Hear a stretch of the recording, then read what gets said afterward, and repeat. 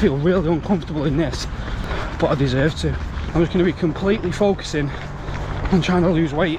It is going to take me a bit of a while to get back to where I'm used to being, but the feeling when I'm there compared to this feeling now will just be night and day. Right, I'm going to weigh myself, see what the damage is. 15 stone, £9 ain't bad. Today I've got an interval session, so I'm going 6 times 45 seconds up a hill, 90 seconds recovery. Then after the last 90 seconds recovery, there's another 2.5 minute recovery, then a 12-minute tempo. And I've got a Coros Pace Pro.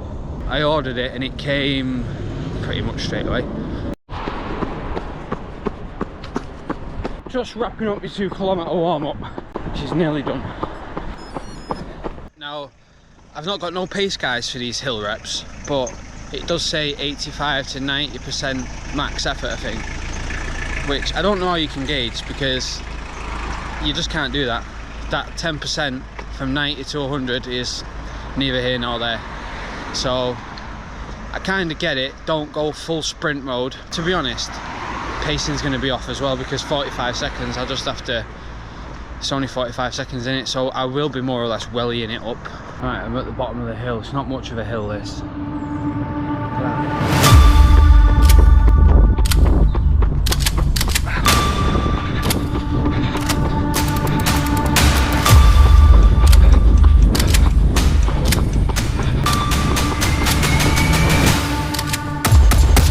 That's all the hill reps done. I'm on my last bit of recovery before this 12-minute tempo.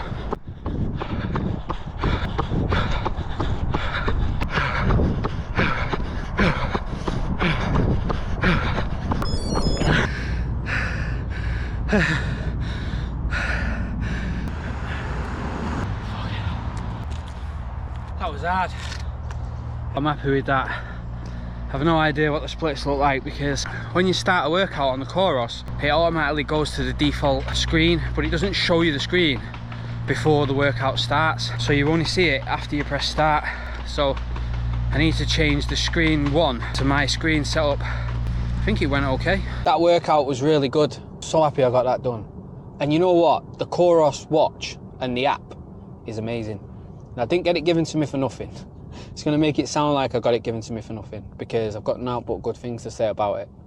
There's loads more extra stuff that you get with the Coros, just looking back on the app with data-wise and things like that, that you just don't get with Garmin. The user interface and everything is all different, which makes a big difference, because I've been looking at the same thing with Garmin since 2018. The app has never changed, the layout has never changed, it's very dull.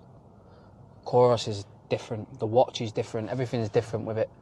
They do something called effort pace, which is a bit like Strava's gap pace. You know, with Strava, if you're running up a hill, it'll tell you what the equivalent of that pace would be if you was running on a flat, and they call it the gap pace. You used to get that for free, by the way. Now you have to pay for it in the subscription. Strava's done that. They've took a lot of the stuff that you got for free and thrown it in with the subscription, so they're crafty. Anyway, you get this with the Coros app, so the effort pace and the actual pace, I'm not sure how accurate it is, but you get that. So that's good to look at, because it'll always tell you you're running a little bit quicker if you're going up a hill. When you finish the session and you look at everything back and you know you did a good shift, there's not like it. What I'm definitely guilty of is going too hard on my sessions sometimes. And I'm trying to work on that, but it's hard to work on that, because I'm always going full tilt on everything when I do a workout. And I know certain workouts don't require that. They need you to pull back a bit and then you go hard. I know that, but you know, I'm not a professional at this, am I? Even the professionals do this. So it's just...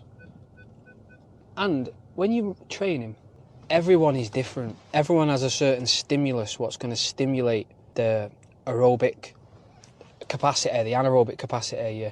It's going to stimulate your lung, to make your lung capacity get better. Everyone is just totally different in that regard.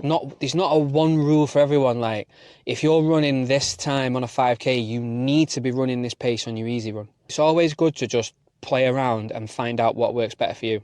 Anyway, decent. I'm glad it got done. And I love the watch. I love the Coros. It's an expensive switch over, but I'm glad I switched over. I just need to get a heart rate armband, and then I'm all good to go. Tuesday morning weigh-in. See what the damage is.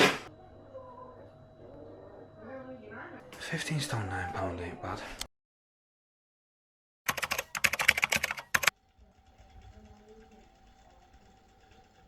Well, I feel tons better now.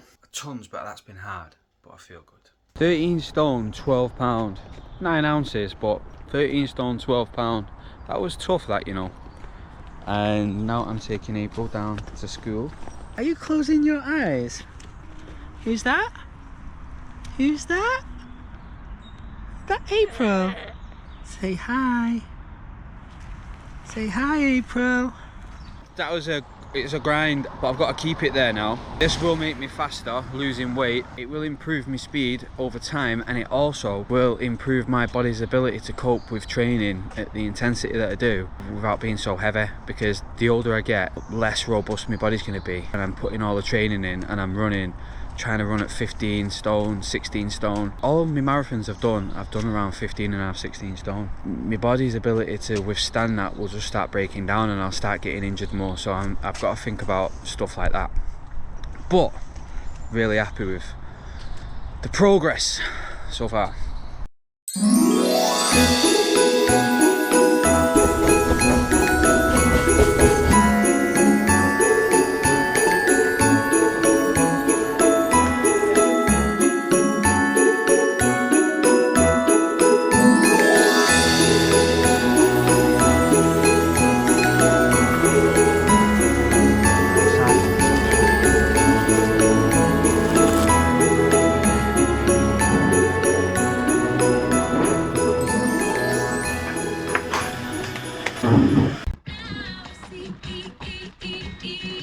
Oh, come on, get over yourself.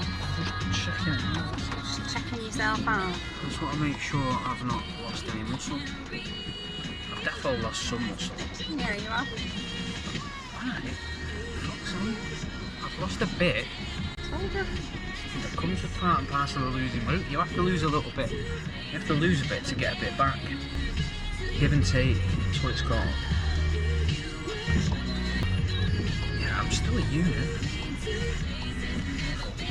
I told you, be careful.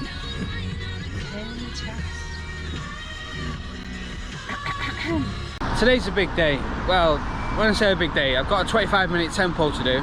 It's broken down in 3 stages. It's a 10-minute block, an 8-minute block, and a 7-minute block. And the pace kind of progresses throughout. So the first 10-minute block, I'm going to stay above 4-minute kilometre pace. And then the 8-minute block, I'm going to be around 4-minute kilometre pace or under. And then the last 7-minute block, I'm going to be going, hopefully, target 5k pace. But it's important to not go all out at the start, because obviously I'm going to not be able to progress it how I want to progress it. I'm going to do my best. The pace is going to reflect my best effort anyway on the day.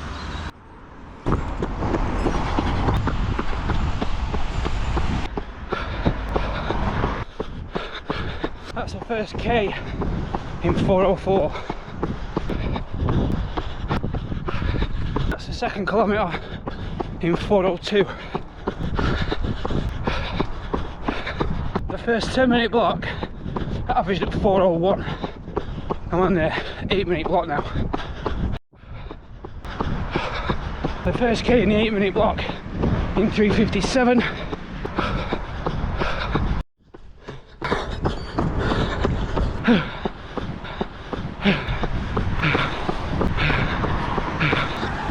Oh,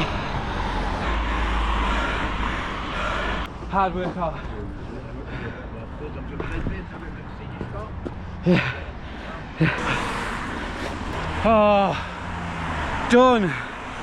That was tough. So my paces for that, the first 10 minutes averaged at 4:01 kilometre pace. Then the 8-minute block averaged at 3:53 kilometre pace. The 7-minute block, that averaged at 3:51 kilometre pace.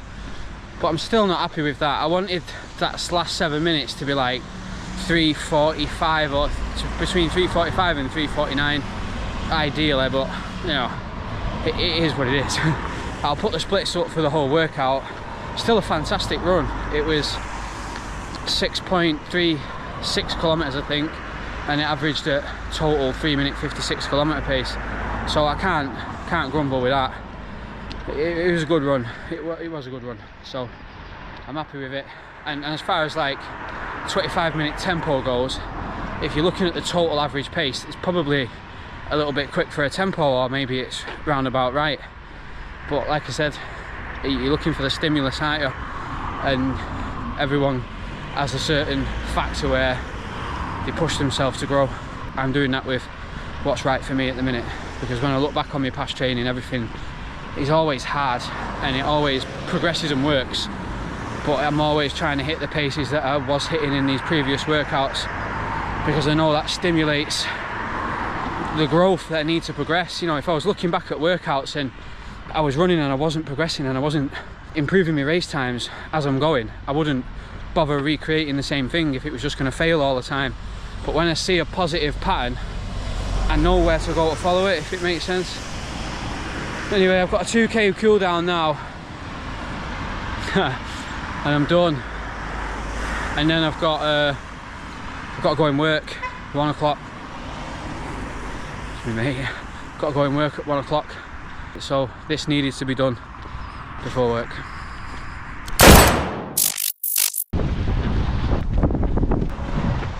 I'm out on my long run today because my shift starts at 4:30 this afternoon and finishes 1 o'clock Sunday morning, and I'm back in work Sunday morning at 11:30 till 8 PM I think. So I've got all day today. Get the long run done today. I'll just do something easy tomorrow. Makes sense, doesn't it? I guess. That's 5k in about 25.5 minutes. I seem to find a nice, comfortable rhythm here, so I'm just gonna stick with it and see how I go. This wall always makes me laugh. It's got a mixture of everything. Fight for the farmers, no income tax, no VAT, and then free today. I'm almost at my turnaround point now. Oh, there's a Costa. I could just go in there now for a latte and a toaster.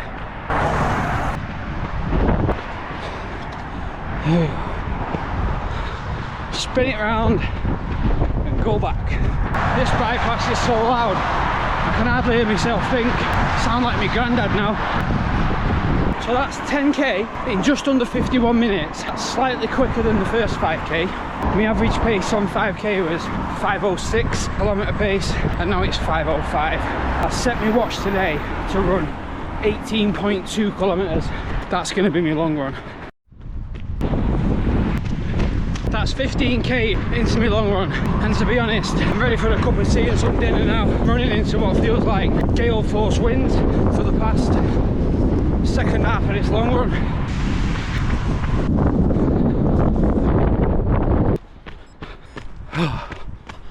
Long run finished. Jeez. So that's 18.2 kilometers, total average pace, 5 minutes 2 seconds per kilometer. I can't feel my fingers. My hands are absolutely frozen. I'm looking forward to getting in, getting warm, getting a shower, getting a hot cup of tea, having some dinner, and I've got 5 hours before I've got to be in work. Spend some time with Kay and the kids before I've got to leave them till 8 PM tomorrow night. This is the rubbish bit, coming to work 4:30 on a Saturday till 1 in the morning, then back up and back in work at some stupid time like 11:20 tomorrow morning. While I'm in work, my B Network uniform's just come. January, the 5th of January, everything is transferring over to the B Network where I am. So Stagecoach uniform goes and B Network uniform goes on. So I've just got a massive box, gifted, you know, probably the only thing I can say that gets gifted, my work uniform.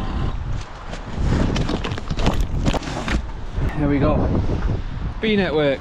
When I ordered that uniform, I was a little bit heavier than I am now, but I've been told that people need to size up massively because they come too like small fitted. I've just parked the bus up at Southern Cemetery. I was doing the 50 service before from Parswood all the way to Media City and back.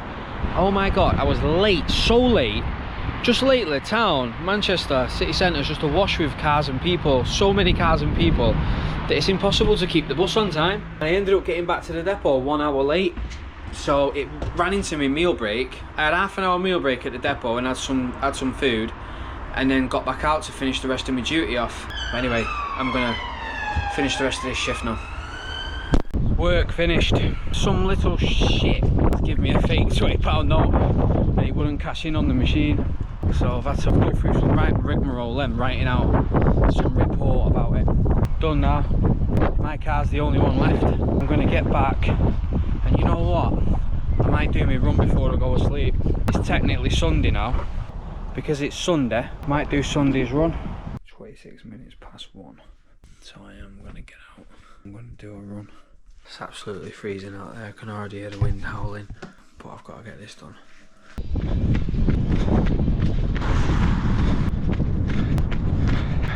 Five kilometres into this, whatever you want to call it, I'm going to end up running 8k. I think that 5k was about 25-40 or something. Not quick. Nearly done now. Wow, done. I did 8.08 kilometres, average pace 5:07 per kilometre. With that being done now, I can get up and have breakfast with everyone tomorrow, see the kids before work. You know, just not get up and prioritise a crappy run over time to see everyone. Like, or waking up really early for it after getting in pretty late, and then, you know, I don't want to do it when I come home from work. 2 belting weeks training though, 2 good weeks there. 69k last week, a total of 70k this week. Hard 5k this coming weekend. Hard 5k.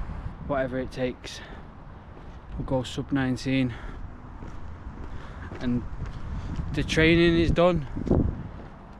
God knows how many kilometres I've ran since August, when I dragged my fat ass off the couch again to try and start training. Loads. Middle of the night runs, hard 5k's at 3 in the morning, all sorts of just whatever it takes.